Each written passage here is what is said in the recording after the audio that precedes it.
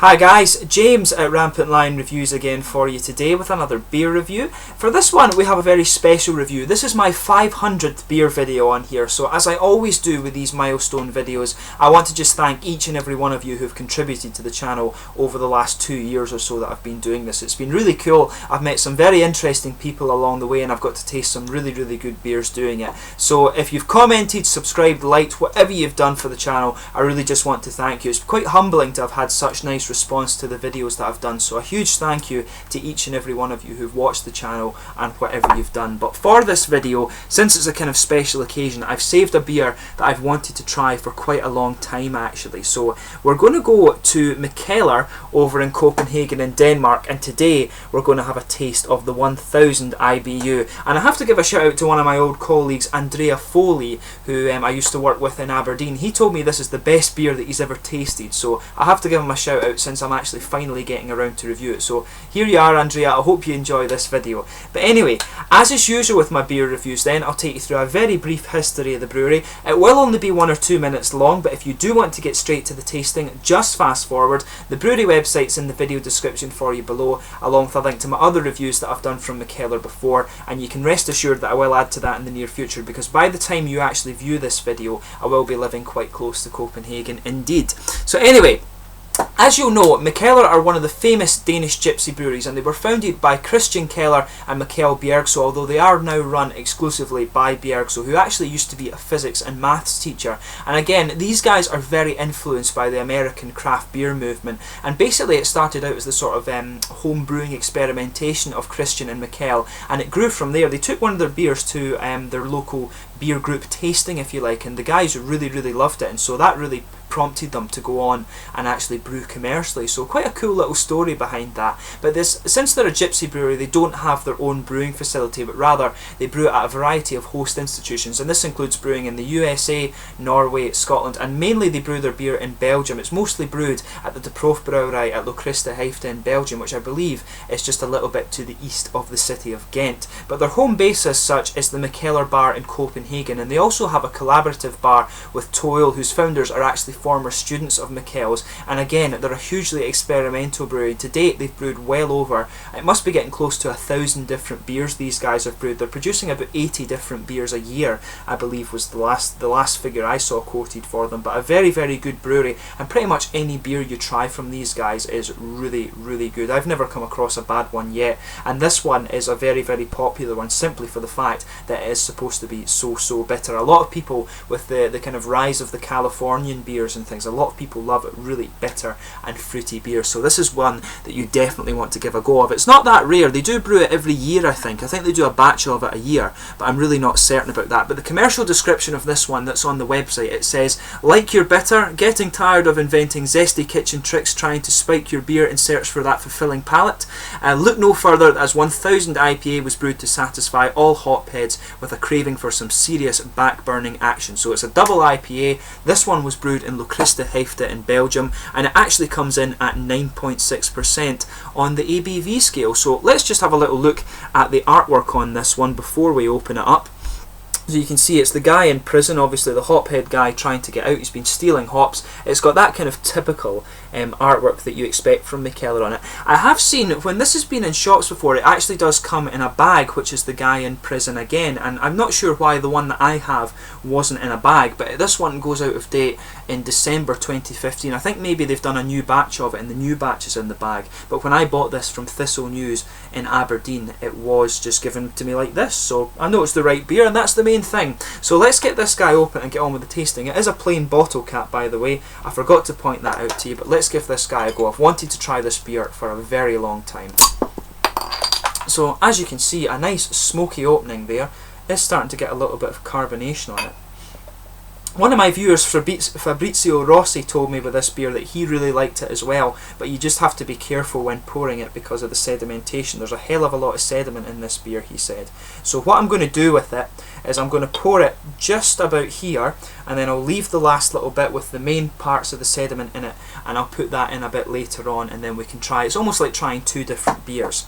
So as you can see, it's poured a really nice kind of dark Actually a kind of mahogany colour. I was expecting it to be a lot brighter than that, but it has a finger of a frothy kind of creamy, slightly beigey coloured head actually. It looks very, very nice, and I can see what Fabrizio meant with this. There's a hell of a lot of sediment floating around in there, so I've tried to keep most of it out, but there is a lot of it still in there nonetheless. The beer isn't transparent, as you can see when I put my fingers behind it, but it looks very, very nice indeed. A lot of little sediment particles. In terms of the carbonation, there's a few big bubbles just sticking to the side of the glass, but a lot of little ones just going up towards the underside of that head there, so it looks very, very nice. So let's give this guy a smell and see how we get on there.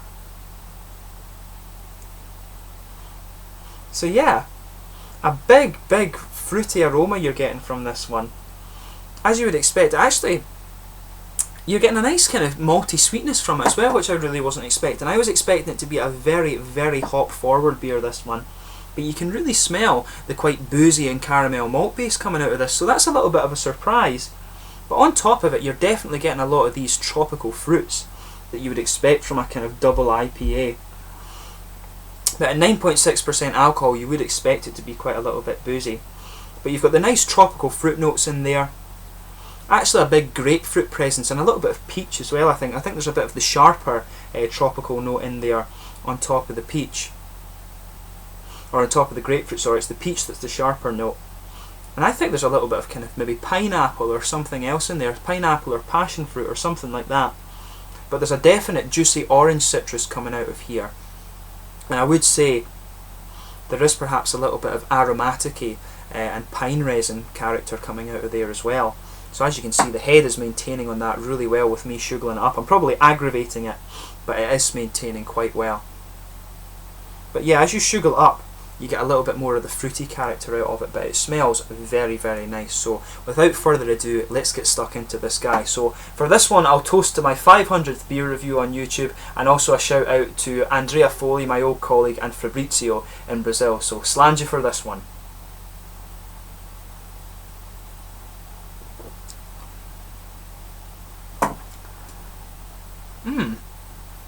That's really interesting, that, because the bitter character on this doesn't hit you right away. It kind of just lingers there on the tongue, and the beer feels very dry around the edges of the palate, so it's really quite interesting.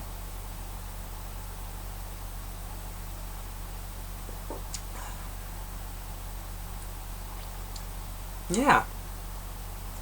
It's a really interesting beer. It's not like any other double IPA I've come across before. It's got a very kind of dark hoppy character to it actually. That's what's interesting about it.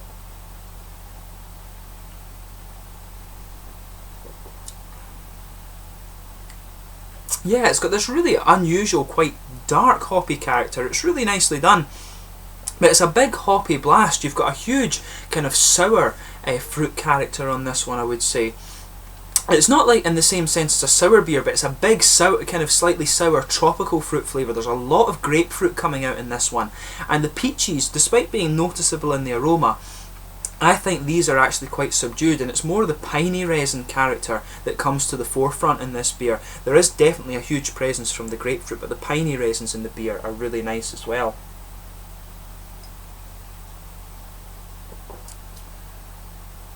But yeah, as you progress through it, there's definitely a little bit of a kind of orangey flavour coming out of this.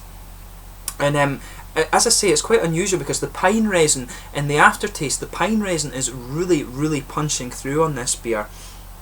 And it's actually quite hard to pick up the malt flavours in this one because that piney resin is really quite spicy actually. It's almost a little bit of an aromatic-y pine resin, if that makes sense. So it's almost like you have these aromatic floral flavours combining with that, and it gives you, right at the sort of very back of my palate, I'm just getting this aromatic-y, this very sharp aromatic-y flavour that's just sitting there in the aftertaste. Huge, bitter and quite dry lingering taste in this, but if it's 1000 IBUs it's been calculated as, then that's exactly what you would expect. You would expect a huge, dry and bitter beer, this one.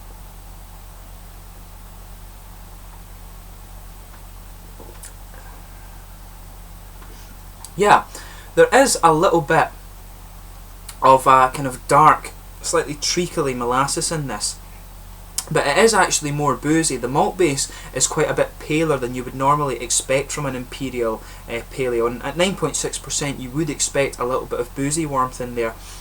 But I would say the malt base on this is quite pale. It's not really a kind of dark caramel or even a sweet caramel in that sense. It's quite pale, and the mouth does feel quite boozy actually. The very centre of your palate does have a little bit of booziness going down it, but there is a definite little bready presence, or maybe even a little bit of darker kind of treacly or molasses in there, I would say. It's quite interesting. This really isn't like any other double IPA I've tried before, so it makes your palate think a little bit.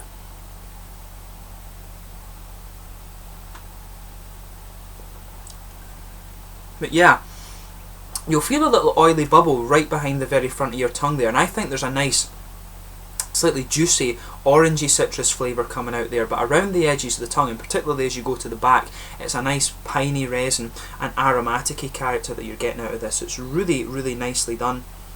And it's just very interesting. I always like beers that make you think a little bit more about the flavours for this one. So it's a huge...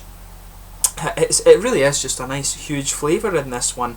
The bitterness, as I say, I'm quite surprised that it's coming out mainly in the aftertaste rather than in the actual flavour, if that makes sense, but it's really, really nicely done. So you've got a lot of things going on here. You've got a nice tropical fruity sour flavour that comes in around the front edges of your tongue there and just lingers. As you go a bit further back and into the middle of the palate as well, you do have a kind of florally and aromatic-y and even pine resiny flavour that just combines and makes the beer really, really quite dry there. And that's quite nice. It does have a kind of very dark hop character to it at the same time, but the fruity character is definitely grapefruity. There maybe are a little bit of kind of subtle, more peachy or pineapple-y flavours in there, but I think it's mainly a sour grapefruit, and you get a nice juicy orange character in this little oily bubble that just comes up behind the very front of your tongue there. So it's beautifully done. It's just very unusual. So let's just chuck the last little bit of this in with the sediment and see exactly what this does to the flavour of the beer.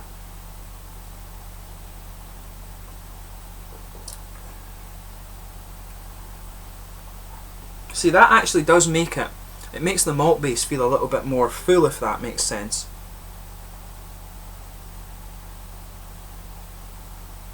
Just sugar it up a little bit more. Yeah. When you put the sediment into the beer, it comes out a little bit more. You can feel just a bigger, slightly breadier character in the middle of the palate there. It doesn't feel quite as light and boozy as it did before. So maybe that's the secret to it, is put the sediment in the beer.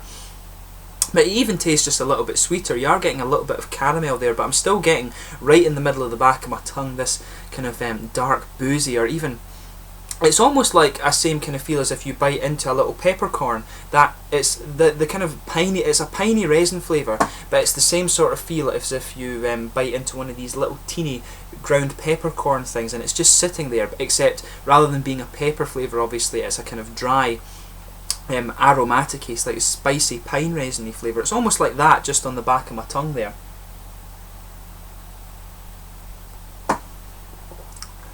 But yeah, after I've put that sediment in it, and it might also be down to the fact that my mouth is adjusted more to the flavour of the beer, there is a little bit more of a kind of caramelly sweetness coming out of this one now, and a bigger, breadier middle of the palate there too, but it's a huge hoppy beer, and with it being 1000 IBUs, that's exactly what you would expect. So yeah, it's absolutely beautiful in terms of flavour. In terms of the mouthfeel of this one, it's definitely quite full-bodied there. You've got a nice, quite smooth carbonation in this one, but it's a big, big boozy base that's in this one. It gets a little bit more, as I say, if you put the sediment in there. It becomes a little bit sweeter and a little bit more bready and thick, if that makes sense, and that adds to the body of the beer. But there is quite a lot of dry character in this one, particularly in the aftertaste, which is exactly what you'd expect. And it's got a nice, juicy little bit of fruity character. The orangey citrus, as I say, right behind the very front tip of the tongue. So it's really, really quite nicely done, in fact, and it's a very interesting beer to try. It really does test your palate, so if you do see it around, it will appear slightly different from this though, obviously. If you do see it around, definitely give it a go. But anyway, I hope you've enjoyed this beer review. It's been really cool to enjoy this, to try this one. It really has tested my palate a little bit, so I hope Fabrizio and Andrea have enjoyed this beer review, a beer they've wanted me to review for a little while, and I hope you guys, the rest of you watching it as well, have enjoyed it. It's been really cool to review this one. for my 500th beer review, because I wanted to try this for a long time, mainly because of Fabrizio's comments and also because of Andrea's comments about it. So cool that I finally got around to it. But anyway, as I say, I hope you've enjoyed this beer review. Let me know in the comment section below your own thoughts on it if you happen to have tried it before. I always enjoy reading them. Please go and like my Facebook page that I've made for the channel now. It would be really cool to get a bit of support, and if you can share it about and help get more people subscribing, that would be muchly appreciated. But in the meantime, please like, subscribe, share and comment, all the usual YouTube stuff, and I will catch you soon with my next beer review, and I'm sure you'll see more Mikkeller beer reviews from me in the very near future. Slàinte.